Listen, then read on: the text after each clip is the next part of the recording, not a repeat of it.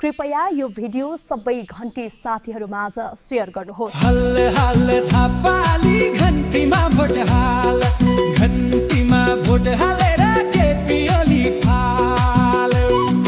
हल्ले हल्ले छापाली घन्टीमा भोट हाल, घन्टीमा भोट हालेर केपी ओली फाल। काठमाडौँ त हल्लाए अब पालो पूर्वको, कति सुन्ने भाषण मात्र त्यो पुरानो